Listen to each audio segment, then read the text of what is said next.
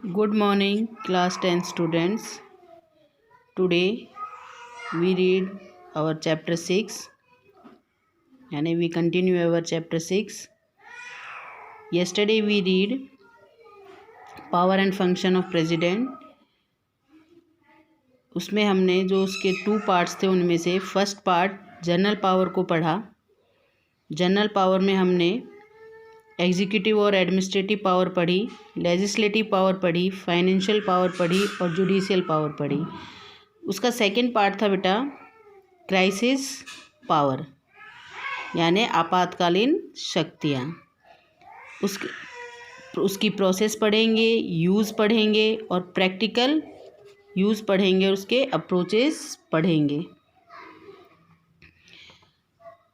Special power have been given to the president by the constitution to face the situation of the crisis. विशेष शक्ति दी गई है हमारे राष्ट्रपति को संविधान के द्वारा जिससे वो सामना कर सके या संकट की स्थिति में। प्रेजेंट में जो कंडीशंस है हमारे कॉन्स्टिट्यूशनल प्रोविज़न की at the time of crisis are following यानी नीचे दी गई हैं। संकट के समय जो हमारे संविधान में प्रावधान दिया गया है वो नीचे दिए गए हैं। फर्स्ट टॉपिक क्या है बेटा? इमरजेंसी प्रोविज़न यानी आपातकालीन प्रावधान। किस समय? Time of war, foreign invention, invention means आक्रमण, और होम अनरेस्ट यानी गृह अशांति। होम अनरेस्ट का मतलब होता है गृह अशांति। अब मेथड ऑफ डिक्लेरेशन देखिए बेटा, घोषणा किस तरीके से की जाती है। आर्टिकल के नीचे अंडरलाइन करिए बेटा, article 352 of the original constitution has the arrangement. इसमें अरेंजमेंट किया गया है कि जो प्रेसिडेंट है वो क्या कर सकता है, dissolve that due to war, क्या कर सकता है, वॉर के समय वो डिसॉल्व हो सकता है। एक्सटर्नल एरेगेशन हो यानी बाहरी जो आक्रोश हो, या इंटरनल टर्बुलेंस हो यानी आंतरिक अशांति हो। टर्बुलेंस की मतलब लिख लीजिए बेटा, अशांति। टर्बुलेंस मीन्स अशांति। There is a fear of destruction of peace system. उसमें डर किसका होता है बेटा? जो शांति व्यवस्था है उसको भंग होने का डर रहता है भारत में या फिर किसी भी पार्ट में।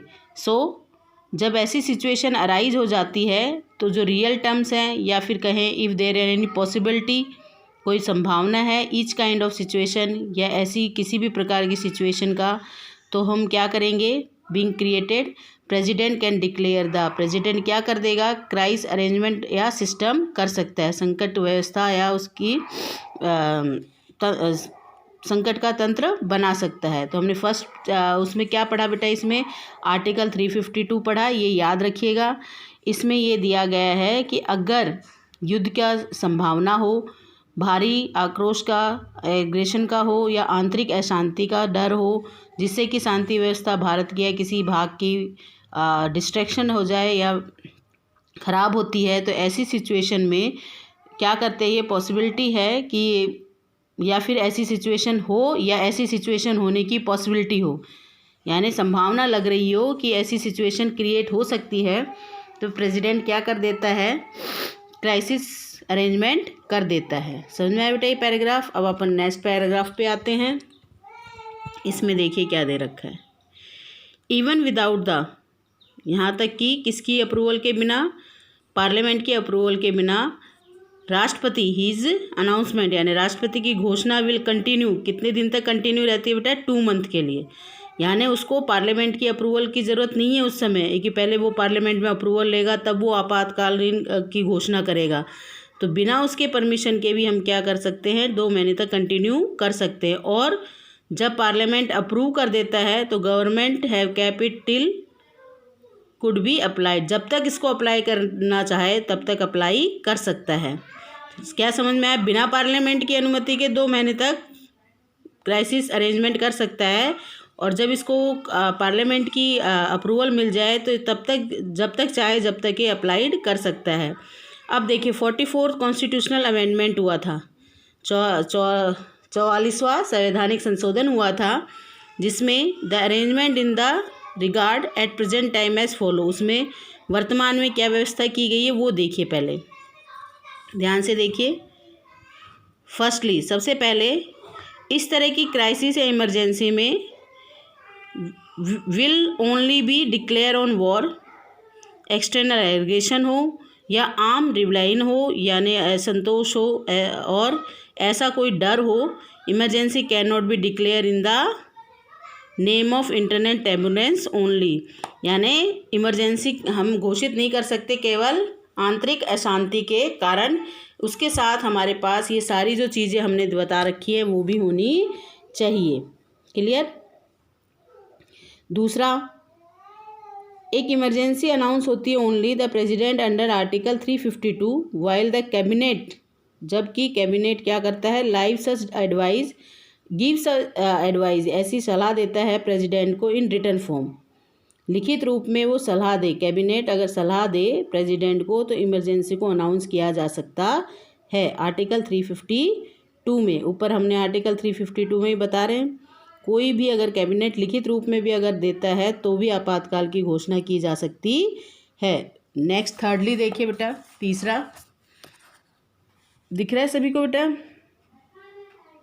With in a month of announcement, एक मंथ के अंदर, अनाउंसमेंट होने के एक मंथ के अंदर जो स्पेशली मेजॉरिटी होती है पार्लियामेंट की, स्पेशल मेजॉरिटी ऑफ पार्लियामेंट, संसद में जो विशेष बहुमत होता है, विशेष बहुमत का मतलब होता है the majority of 2 houses of separate isolated parliament and 2/3 majority of attendee, जो वहाँ पे उपस्थित है उनकी 2/3 मेजॉरिटी, और जो मेंबर पार्टिसिपेटिंग कर रहे हैं पोल में, यानी मतदान में जो मेंबर्स पार्टिसिपेटिंग कर रहे हैं, और जो अटेंडीज़ हैं उनकी 2/3 मेजॉरिटी होनी चाहिए, और दोनों हाउसेस की अलग अलग मेजॉरिटी होनी चाहिए। फिर इसमें दे रखा है अप्रूवल विल बी रिक्वायर्ड, जो सहमति है उसको ज़रूरत होती फ्रॉम दिस, इसके लिए, और approval will be required after every 6 month, हर 6 महीने के बाद फिर से अप्रूवल की ज़रूरत होती है।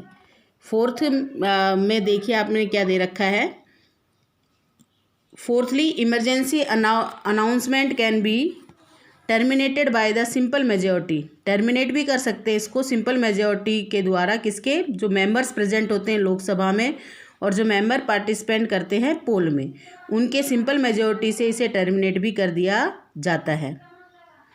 अब आ जाइए provision of emergency after the failure of the constitutional machinery in the state. अब इमरजेंसी कब लगती है, जब हमारा संविधान जो तंत्र हो, राज्यों में संविधान का तंत्र अगर विफल हो जाता है, संविधान के अनुसार कानून चलाना विफल हो जाता है, तो वहाँ पे आपातकालीन की घोषणा कर दी जाती है। मेथड ऑफ डिक्लेरेशन देखिए बेटा, ये कौन सा आर्टिकल है बेटा,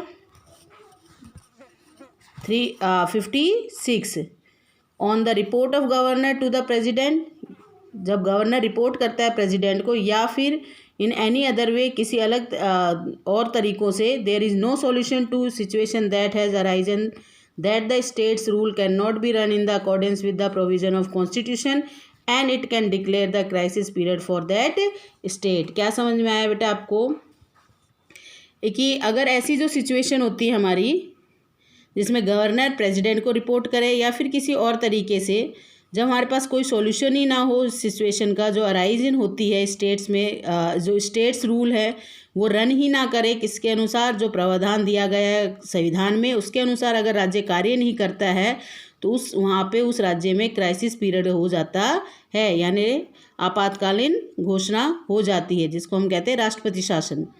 without the approval of parliament, बिना पार्लियामेंट के अप्रूवल के, this declaration will not be applicable for a period of more than 2 month. अगर पार्लियामेंट के अप्रूवल नहीं है तो 2 महीने से ज़्यादा हम इसको नहीं रख सकते हैं। इसके बाद आप देखिए, bypassing A resolution by parliament, president can be implement for 6 month. जब इसका रिसोल्यूशन सहमति मिल जाती है, पार्लियामेंट के द्वारा सहमति मिल जाती है, तो राष्ट्रपति शासन को लागू किया जाता है 6 महीने के लिए एक राज्य में। अगर it is necessary for resolution to be passed by the both houses of parliament separately with their simple majority, it is necessary, ये ज़रूरी है कि जो सहमति है वो पास हो हाउस के पार्लियामेंट के दोनों हाउसेज से अलग अलग सिंपल मेजॉरिटी से। In case president rule will not be applicable after 3 years। In any case, किसी भी केस में जो प्रेसिडेंट रूल है वो एप्लीकेबल नहीं होता है 3 साल के बाद। यानी हम कह सकते हैं अधिकतम किसी भी राज्य पे 3 साल तक हम राष्ट्रपति शासन लागू कर सकते हैं, इससे ज़्यादा नहीं। यानी बिना पार्लियामेंट की अनुमति के तो राष्ट्रपति 2 महीने तक ही लगा सकता है किसी भी राज्य पे राष्ट्रपति शासन या आपातकालीन शासन, लेकिन जब पार्लियामेंट से परमिशन मिल जाती है या रिसोल्यूशन हो जाता है तो इसको 6 महीने के लिए एक राज्य पे लगाया जाता है। सिंपल मेजॉरिटी दोनों हाउसेस से मिलनी चाहिए और किसी भी केस में, कैसा भी केस हो, प्रेसिडेंट रूल किसी 3 साल बाद एप्लीकेबल नहीं होता है। अब अपन आ जाते हैं financial emergency method of declaration, यानी वित्तीय संकट। क्या होता है बेटा? वित्तीय संकट अकॉर्डिंग टू द आर्टिकल 360। अब तक हमने 352 पढ़ा, 356 पढ़ा, अब ये तीसरा आर्टिकल है 360। जब राष्ट्रपति बिलीव करता है कि ऐसे सर्कमटेंस हो गए हैं जिसके कारण से रिस्क है फॉर फाइनेंशियल इंस्टेबिलिटी, यानी वित्तीय अस्थिरता, या फिर कहें shock pay, credit pay, then he can declare a financial crisis, तो वो फाइनेंशियल क्राइसिस को डिक्लेयर कर देता है। For example, for such an announcement, इस तरीके अनाउंसमेंट के लिए सेम पीरियड इज़ फिक्स्ड, जो ऊपर जो पीरियड है वही फिक्स है, which is announce for the first type of crisis. जो फर्स्ट टाइप की क्राइसिस थी, क्या थी बेटा? 352 में जो हमारी जो कंडीशन थी इसको लागू करने की, अनाउंसमेंट करने की, वही इस पे लागू होती है। तो हमने देखा 3 पढ़े बेटा हमने, क्राइसिस राइट, एक आर्टिकल 352, एक आर्टिकल 356 और एक आर्टिकल 360। 352 में क्या था बेटा कि जब युद्ध का समय हो, भारी आक्रमण हो या घर में गृह अशांति हो तो ये लागू किया जाता है। 356 में क्या था बेटा? जब हमारा संविधान की जो तंत्र है वो विफल हो जाता है किसी भी राज्य में, तब हम इसको लागू करते हैं। और तीसरा था बेटा वित्तीय इमरजेंसी या कहें वित्तीय आपातकालीन, जो हम वित्तीय संकट आने पर या वित्तीय अस्थिरता आने पर इसको लागू करते हैं। आज हम फिर नेक्स्ट टॉपिक पढ़ते हैं बेटा, वाइस प्रेसिडेंट। क्या पढ़ेंगे? वाइस प्रेसिडेंट यानी उपराष्ट्रपति। इसका इलेक्शन देखिए बेटा कैसे होता है। 63rd जो आर्टिकल है इंडियन कॉन्स्टिट्यूशन में, जो पोस्ट है वाइस प्रेसिडेंट की, उसको अरेंज किया गया है। यानी 63वें आर्टिकल में, भारतीय संविधान के जो 63वां आर्टिकल है उसमें वाइस प्रेसिडेंट की अरेंजमेंट की गई है। वाइस प्रेसिडेंट इलेक्ट होता है, जॉइंट सिटिंग ऑफ, संयुक्त बैठक होती है दोनों हाउसेस की पार्लियामेंट की, और this election is done by, ये भी होता है बेटा सिंगल ट्रांसलेशन वोट सिस्टम से, जैसे राष्ट्रपति का होता है। प्रोपोर्शनल रिप्रेजेंटेशन सिस्टम होता है, बाय सीक्रेट बैलेट होता है। तो सेम प्रोसीजर है। कैंडिडेट फॉर दिस पोस्ट, इस पोस्ट का जो कैंडिडेट होता है उसकी भी क्वालिफिकेशन क्या होती है बेटा? He should be Indian citizen, he should be at least 35 year age, और उसके पास सारी क्वालिफिकेशन होनी चाहिए जो फिक्स होती है राज्यसभा के मेंबर के लिए बाय द। आपने देखा होगा राष्ट्रपति में राज्यसभा नहीं था, लोकसभा था बेटा। राष्ट्रपति में क्या था?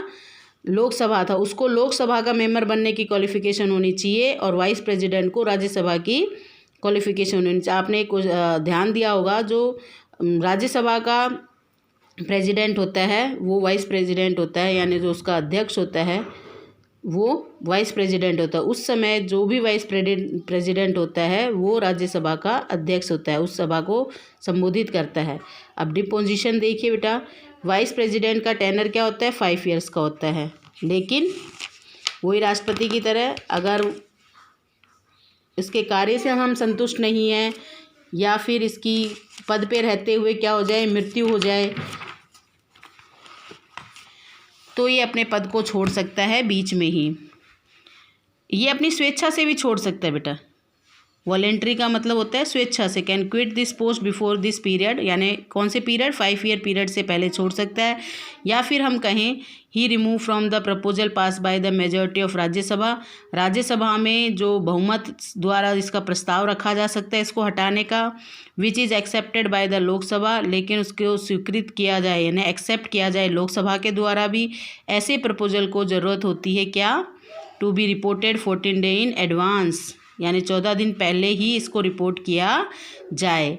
अब देखिए बेटा, power and function of vice president. शक्तियाँ, जैसे राष्ट्रपति की शक्तियाँ थी ऐसे ही हमारे वाइस प्रेसिडेंट की हैं। ये एक्स ऑफिशियो चेयरमैन होता है राज्यसभा का, अभी बताया था मैंने, राज्यसभा का ये अध्यक्ष होता है, चेयरमैन होता है।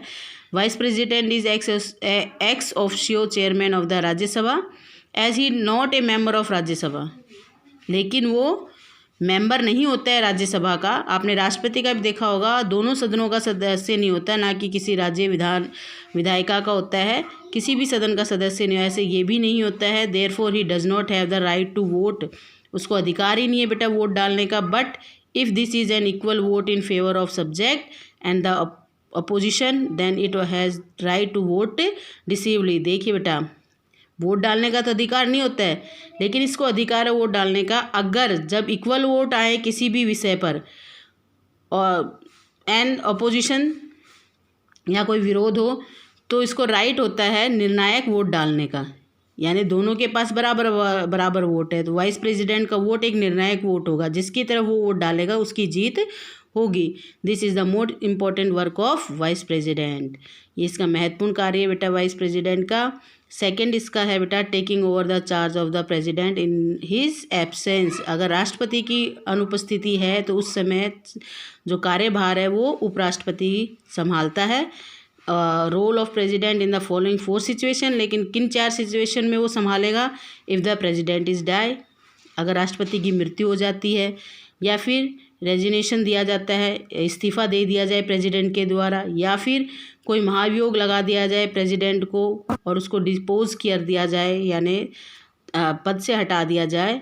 और चौथा है in case of inability of the president to enable for other reasons, जैसे डिजीज़ है, फॉरेन ट्रैवल है, कोई अगर राष्ट्रपति बीमार हो जाता है, विदेशी यात्रा पे जाता है, तो वाइस प्रेसिडेंट उसका कार्यभार संभालता है। यानी वाइस प्रेसिडेंट वाइस उपराष्ट्रपति, यानी राष्ट्रपति के ना होने पर राष्ट्रपति का कार्यभार कौन संभालता है? Vice president. 4 सिचुएशन, राष्ट्रपति के मरने पे, राष्ट्रपति के इस्तीफे देने पे, राष्ट्रपति पे महाभियोग लगने पर, या राष्ट्रपति का जैसे अगर बीमार हो जाए या फिर किसी विदेशी यात्रा पे चला जाए, तो उस समय वो देश को संभालता है कौन? Vice president. आज हमने वाइस प्रेसिडेंट टॉपिक पढ़ा, राष्ट्रपति की वित्तीय जो क्राइसिस पावर हैं वो पढ़ी। कल हम अपने प्राइम मिनिस्टर के बारे में पढ़ेंगे। तो आज जो मैंने पढ़ाया, power and function of vice president, qualification of vice president, और संविधान में कहाँ उल्लेखित किया गया है, क्या कार्य होता है वाइस प्रेसिडेंट का, ये सारा हमने पढ़ा। और कल हम प्राइम मिनिस्टर के बारे में पढ़ेंगे। तो इस प्राइम मिनिस्टर को बेटा पढ़ के आइएगा, इम्पॉर्टेंट है। जो अहम भूमिका होती है हमारे शासन चलाने में वो हमारे प्राइम मिनिस्टर की होती है। वास्तविक जो शक्तियाँ हैं वो सारी प्राइम मिनिस्टर में हैं। तो इसे पढ़ेंगे तभी समझ में आएगा बेटा। जो आज मैंने पढ़ाया है उसे ध्यान से पढ़िएगा। Thank you.